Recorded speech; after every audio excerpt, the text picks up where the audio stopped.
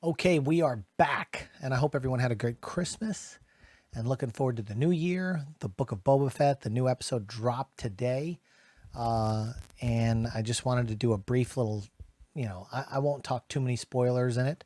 But again, it's right off the bat, you get this 35-minute episode, and that's fine. I mean, I get frustrated with the run times. Some of the episodes of The Mandalorian, are longer than others. And I guess it goes for everything that they're doing on Disney Plus. It's like they just kind of, oh, okay, that'll be the episode. We'll stop it there at 54 pages, or we'll stop it there at 43 pages, or whatever the script page count is. And that's cool. I mean, that's fine. I really like that we finally got the explanation of how Boba Fett escaped the Sarlacc pit. I know they've discussed it, in comic books and legends and all sorts of stuff, but, we finally see the definitive escape, which I have to say was kind of cool. How, spoiler alert, he saw the other stormtrooper down there and he couldn't breathe. And so he pulled his hose down and, got some oxygen out of his suit. I thought that was great. I think Tamora Morrison's doing fine. My one thing, and I get it, Tamora Morrison, he's working out, he's doing his thing.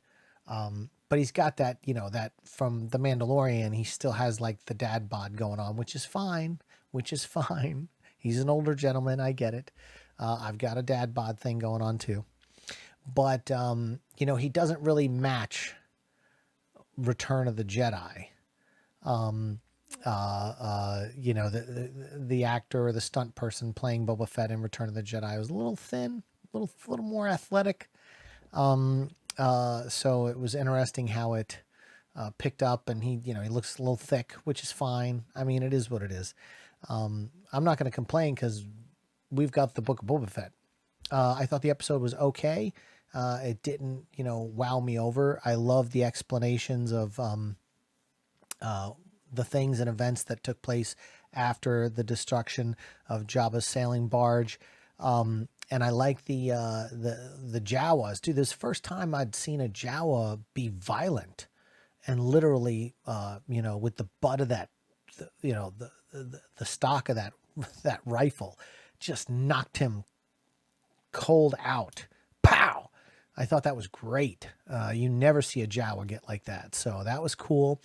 And I like that he's kind of been held captive by these this different tribe of sand people, the Tusken Raiders, if you will. I call them the sand people, so I thought that was interesting as well. I like the dynamic between the hierarchy there and then the little kid that's like trying to be the cool person and takes him off into the desert to scoop up the watermelons. I guess they're watermelons. There's water in them. I get that he's a crime lord now. This whole thing just has to develop. You can't really just go, oh, the first, episode 35 minutes and then make judgments. I mean, even the first Mandalorian was a little slow out of the gate. So we just got to see how this whole thing ferments. But I liked it.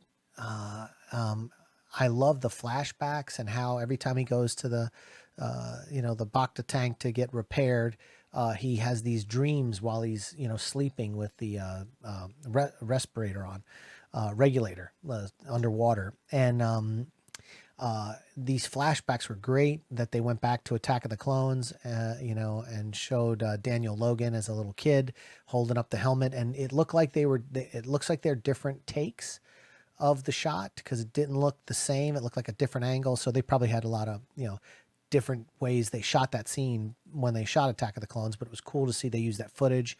And then I'm thinking the helmet hold, looking at the helmet, might have been new. And they took a kind of a shot of Daniel Logan and kind of tweaked it a little bit so it looks like he was holding onto the helmet for that close-up of the visor and all that. And I'm wondering if he keeps going back into the Bacta tank and gets all the fluid in him and he starts having the flashbacks, maybe Daniel Logan will be able to come in as the younger version of him in an episode down the road and give this guy the proper Boba Fett treatment he needed his whole career. I mean, he got the kid thing, but he's never had a chance to play Boba Fett in maybe his prime. So maybe they'll have a flashback of him at a certain age, which is what Daniel Logan is now, and then give him a satisfactory. I mean, because look, like I saw on Twitter that the guy that does Darth Maul's voice, Whitwitter, he did a voice in this, and they're constantly going back to the well with actors and talent and throwing them in. It's like a big family. So give Daniel Logan something. Throw him in. Let's get him in the suit. Let's get a young version of him in the suit. And it could be still, maybe have it look a little bit more like Jango Fett's armor, his dad, before it fully metamorphosed into the Boba Fett. And let's see, maybe Daniel Logan can be in a scene where he gets shot with the Bespar dents, whatever takes him out to put the dent in Boba's helmet. Maybe he could be in that scene. I don't know. But I love everything visually. It looks fine. The special effects look amazing. The creatures are great.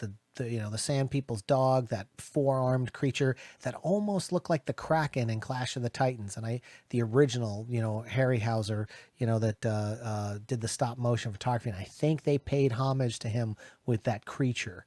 It looked a lot like the Kraken.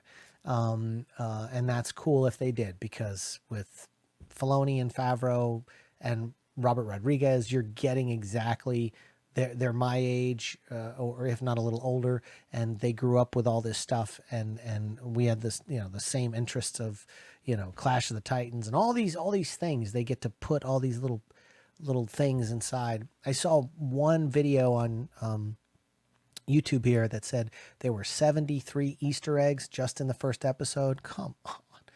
What? Like, first of all, the people that dig that deep and don't just enjoy the thing, you're killing me. But, I'll go watch your video and see the 73 things I missed, because I caught all the stuff that a fan would catch. But my God, if you really went through this thing and pilfered 73 Easter eggs, oh my God. I mean, I can't imagine the story group shoving that much shit inside an episode, a 35-minute episode. That many nods. I don't know. I could be wrong. Whatever. I like the Book of Boba Fett. This is really exciting going into the new year. Hopefully it'll pick up some steam and get really good. And what did you guys think of the Book of Boba Fett episode 1? Let's talk about it in the comment section, and we'll see you on the next one.